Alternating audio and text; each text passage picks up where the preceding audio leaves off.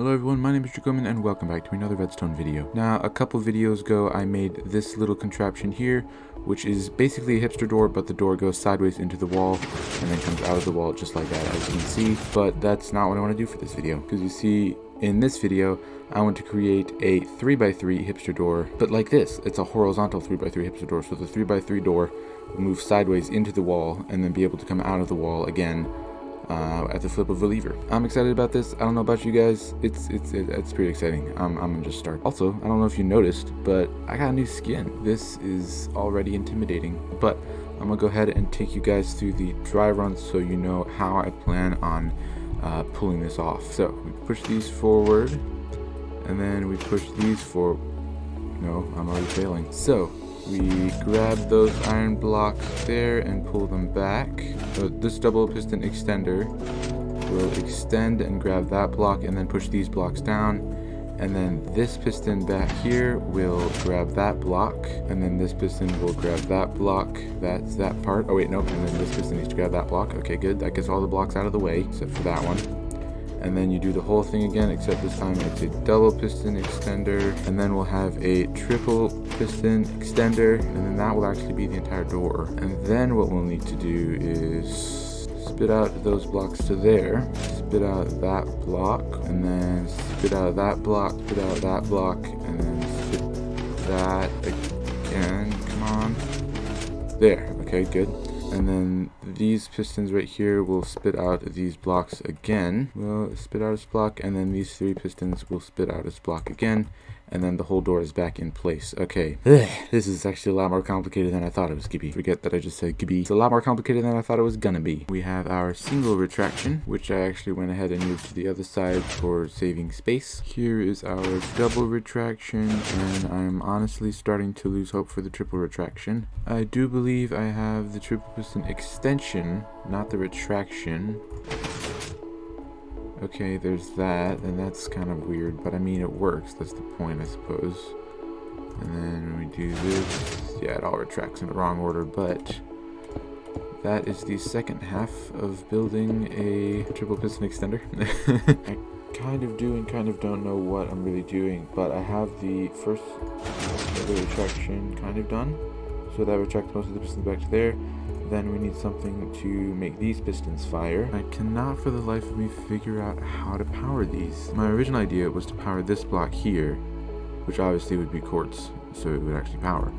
But the problem with that is that that's actually part of the wall, so there's no way I can really power that block. Yes, we have it. And I'm using this system here. Will this piston push down this observer into that area here, and that will power this block, but then also it will be pushed back up into place afterwards, just like that. Oh, that's perfect. Okay everyone, I think I've done it. If we go ahead and replace this glass over here and then flick the lever, you can see there's the extension of the triple piston extender.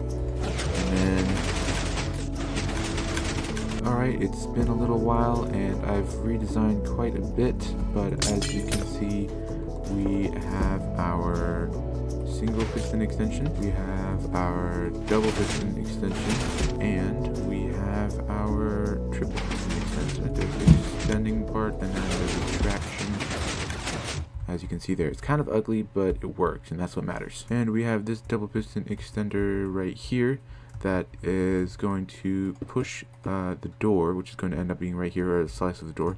It's going to push that down and then pull one block up, pushing these two glass blocks down, and then this piston will grab this glass block here and pull it there, and then this piston will grab that glass block and pull it there, and then these two pistons will grab both of these glass blocks and pull them there, and then we can pull another slice of the door back in. And actually, that is all the piston pushers that are over one block. Now it's time for the wiring. Well, first block of the door done. If we click this button, you can see those grab that, and then, oh man, it's so fast. That block gets pulled from this point to this point to that point in less than a second, which is just insane. The next thing we need to do is somehow take an output from this line here, bring it all the way up here, and power this blue block. Alright everyone, I've done it. I've made this whole section of glass right here come out of the way, and it actually happens stupid fast, bro. Watch this. Oh, okay. Again, just ignore that I fell. Bring that, and then and then it's just gone. Look at that. It's just already gone. That's so crazy how fast it works. Okay, then what we need to do is have these two pistons fire and pull these two glass blocks out of the way. And then we'll also need this piston here to fire and pull that glass block out of the way. And then while that's happening, we need the double piston extender to fire. Okay, I have good news and also not the best news. But as you can see by these pieces of glass here, the door now does push these pieces out of the way. So if we click this button, grab those, push it down, and then those go over there super crazy fast.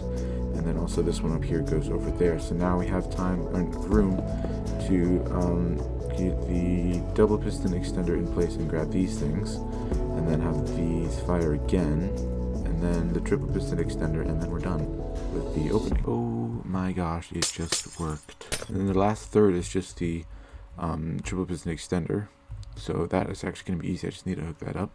But as you see, click this button, that goes, and then double piston extender, and then those fire. Oh, look at that.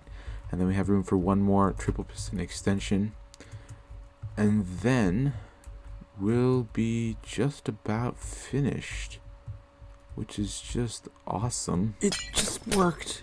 Hold on, let me set up the door again so I can show it. So if we click this button, you can see the first slice of the door is taken out, then the second slice is taken out, then triple extension and triple retraction. The door is open. It's open. It's so open.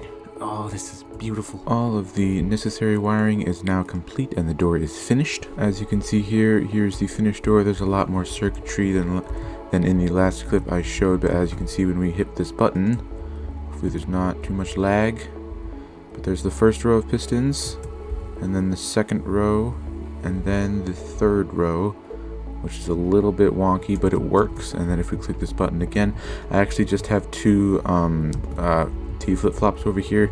This one will not work when this one does work. So as you can see, these redstone lines will go through these blocks and then power this side of the door, which is the closing side of the door. And then, this block will be up here, so it won't work once I hit the button again.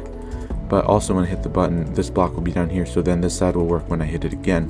But basically, it's just every time I hit the button, it alternates which route it takes to power the door. So when I hit this button right now, you can see that the door will then close because it's taking a different route than it did last, or the redstone is taking a different route than it did in the last time I clicked the button. That might have been difficult to follow, and I realized that, but I hope it made sense. But anyways, that is all I have time for today. So if you enjoyed today's video, leave a like down below, and if you really enjoyed it, then consider subscribing because that would help out a lot. Yeah. But I'll see you next time.